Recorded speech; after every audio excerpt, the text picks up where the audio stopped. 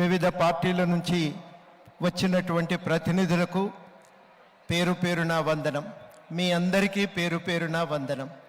ఇక్కడికి వివిధ తండాల నుంచి వచ్చేసిన అక్కా చెల్లెళ్లకు, ఇక్కడికి వచ్చిన పెద్దలకు, వివిధ గ్రామాల నుంచి ఇక్కడికి చేరుకున్న మీ అందరికీ పేరు పేరున వందనం. కొడంగల్ ఒక కొదమ సింహం వల్లే తెలంగాణ కోసం కొట్లాడి, ఆ రోజు ఇక్కడ ఏ పార్టీ పెద్దగా లేకపోయినా, నాయకత్వం బలంగా లేకపోయినా, మామూలు యువకుల నేతృత్వంలో ఎక్కడికక్కడ ప్రజలు కదిలి తెలంగాణ రావాలని ఆరాటపడ్డారు. తెలంగాణ వస్తే చాలునని ఎన్ని దెబ్బలు తిన్నా, ఎన్నిసార్లు లాఠీ చార్జ్ జరిగినా ఒక్క అడుగు కూడా వెనకకేయకుండా ఈ ఉద్యమంలో పాల్గొన్నారు.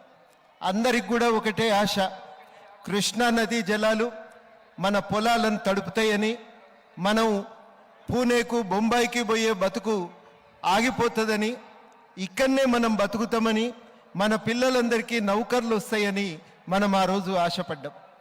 నిజంగానే కృష్ణానది పెద్ద దూరం ఏం లేదు. ఈడబడ్డ ప్రతి బొట్టు కృష్ణానదిలోకే జారుతుంది. ఆ కృష్ణానదిలో కూడా కర్ణాటక నుంచి నీళ్లు మోసుకొని వస్తుంది. కింద పడ్డ నీళ్లు తక్కువే, చేరే వరద తక్కువే.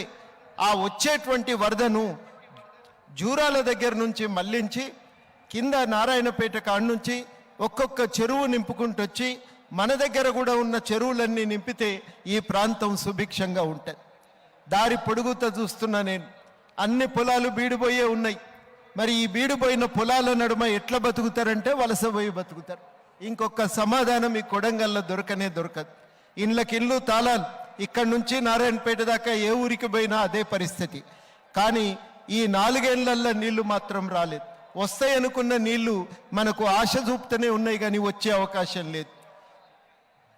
కేసీఆర్ గారు ఏమంటారంటే, నీళ్లు కింద జారిపోయినాక అక్కడ కింద మనం శ్రీశైలం కాడ నుంచి ఎత్తి చుట్టూ తిప్పి అప్పుడు మీ కొడంగల్కు తెస్తానంటాడు. ముక్కెక్కడున్నదంటే చుట్టూ తిప్పి చూపించిండట. చక్కగా వచ్చే వరదను వదిలిపెట్టి చుట్టూ తిరిగి నీళ్లు తెస్తారంటే మనం ఎవరమన్నా నమ్ముతామా? చెవులో పూలు పెట్టుకున్నామా? నేను ఈ ఊరు తిరిగినప్పుడు ప్రతి ఒక్కరిని అడిగిన, అక్కడ నీళ్ళు ఎక్కువ ఉన్నాయట కదనా అంటే, సారీ ఈడ వరద ఎట్టుపోతుందో ఎరకలేనంత అవివేకులం కాదు, నువ్వు నాకు చెప్పే అక్కరలేదన్నారు. ఇంజనీర్లు చెప్తున్నారు కదా అని ప్రశ్నిస్తే నన్ను చూసి నవ్విండ్రు. మీరెక్కడ అమాయకులు సార్? ఇక్కడి నుంచి పక్క నుంచి కిందికి నీళ్ళు వచ్చేటువంటి దాన్ని వదిలిపెట్టి పైకెళ్ళి నీళ్ళు తెస్తారంటే మేము ఎట్లా నమ్ముదు అని అన్నారు. ఇవి రావు కానీ అవి వస్తాయా అని చెప్పి నన్ను చూసి నవ్విండ్రు. నేను పట్టుదల ఎంత ఉంది, ఆలోచన ఎంత ఉందో తెలిసి నేను ఆశ్చర్యపోయినా. అంత చైతన్యం కలిగిన కొడంగల్కు అన్యాయం జరగటానికే వీల్లేదని మేము కూడా గట్టి పట్టుదలతో ఈ ప్రాంతానికి నీళ్లు రావాలి, ఈ పాలమూరు రంగారెడ్డి ఎత్తిపోతల పథకాన్ని యథాతథంగా అమలు చేయాలని అనేక ఆందోళనలు చేసినాం. ఏ ఒక్క ఆందోళనకు కూడా ప్రభుత్వం స్పందించలేదు. కాబట్టి మాకు ఆలోచించిన తర్వాత అర్థమైన విషయం ఏంటంటే, కాంట్రాక్టర్ల జేబులు నింపటానికి ప్రాజెక్టుల డిజైన్లు మార్చిండ్రు కానీ మన బతుకులు మార్చడానికి ప్రాజెక్టులు కడతలేరనేది అర్థమైంది. అది అర్థమైన తర్వాత ఒకటే నిర్ణయానికి వచ్చినాం, ఈ ప్రభుత్వం ఇంకా ఉండటానికి వీల్లేదు, ఇది దిగిపోవలసిందే. పరిపాలన చేసే నైతిక అధికారం ఈ ప్రభుత్వానికి లేనే లేదు. ఆయన ఎట్లాగూ నడవంత్రానే దిగిపోయిండు, మళ్ళీ పిలిచి మనం పట్టం కట్టవలసిన అవసరమే లేదు అని ఒక నిర్ణయానికి వచ్చినాం. ఇవాళ మనమందరం కలిసి ఒక కూటమిగా ఏర్పడ్డాం. పీపుల్స్ ఫ్రంట్ దాని పేరు, కాంగ్రెస్ ఉంది దాంట్లో, తెలుగుదేశం, అదేవిధంగా communist party of India CPI, Telangana Jana Samithi అందరం కలిసి ఉన్నాం, ఐక్యంగానే ఉన్నాం. మీరేవో అనుమానాలు ఎవ్వరూ పెట్టుకోవలసిన అవసరం లేదు. అందరం ఒక్కటే ఆలోచనతో ఐక్యమైనం. ప్రజలకు మంచి చేసే కార్యక్రమం, తెలంగాణ వస్తే ఏం జరుగుతుంది అనుకున్నదో అది సాధించుకునేటువంటి ఆలోచనతో, కేవలం ఒక్క ఆలోచనతో. ఆ ఆలోచన ఏంటిదంటే, తెలంగాణ ప్రజల బతుకులు మారాలి. తెలంగాణ అంటే కేవలం ఒక కుటుంబం కాదు. తెలంగాణ అంటే ఇక్కడ నివసించే 4 కోట్ల మంది ప్రజలు. ఆ 4 కోట్ల మంది ప్రజలు మారాలి, బతుకులు మారాలనే ఆలోచనతో ఒక కార్యక్రమం తయారు చేసుకున్నాం. ఆ కార్యక్రమం కోసమే ఐక్యమైనం. ఈయనెందుకున్నాడు ఆయనెందుకున్నాడు అని అన్నారు. తెలంగాణ అప్పుడు అందరం కలిసి కొట్లాడలేదా? గొంగల పురుగునైనా ముద్దించుకుంటామని చెప్పి అనలేదా? ఇవాళ కూడా అంతే. తెలంగాణ అభివృద్ధి కోసం అందరం కలవాలనుకున్నాం, కలిసి నడుస్తున్నాం. అది మీరందరూ కూడా అర్థం చేసుకోవాలని నేను కోరుతూ, మేము వస్తే ఏం చేస్తాం 2 మాటలు చెప్పి నేను ముగిస్తా. మేము వస్తే 2 లక్షల రుణమాఫీ జరుగుతుంది, రైతుల గిట్టుబాటు ధర దొరుకుతుంది, కొడంగల్ ప్రాంతానికి పాలమూరు రంగారెడ్డి పథకాన్ని పూర్తి చేసి నీళ్ళు ఇస్తాం. ఇక్కడి నుంచి తాండూరు వికారాబాద్ దాకా నీళ్లు పోవటానికి అవకాశం ఉంది. చదువుకున్న యువకులకు ప్రభుత్వ ఖాళీలు భర్తీ చేస్తాం. సంవత్సరంలోగా 1,00,000 ఉద్యోగాలు భర్తీ అవుతాయి. ఉద్యోగాలు రాని వాళ్లకు నిరుద్యోగ భృతి 3,000 రూపాయలు దొరుకుతుంది. ఇంకొక మాట కూడా మేము చెప్పవలసింది ఏమంటే, తప్పనిసరిగా ప్రతి ఒక్కరికి ఇక్కడ ఐటీఐలు పాలిటెక్నిక్ల ద్వారా శిక్షణ, ఓ మంచి పని చేసుకునే అవకాశం, చిన్న చిన్న వృత్తులు చేసుకునే వాళ్ళకి ఫైనాన్స్ కార్పొరేషన్ పెట్టి సహాయం చేస్తాం, మార్కెట్ కల్పించే ప్రయత్నం చేస్తాం, గృహ పరిశ్రమలను పెంపొందిస్తాం. అన్నిటికంటే మించి అన్ని ప్రాంతాల్లో కూడా చిన్న పరిశ్రమలను తీసుకొచ్చి బతుకుదెరువు అవకాశాలను కల్పిస్తాం.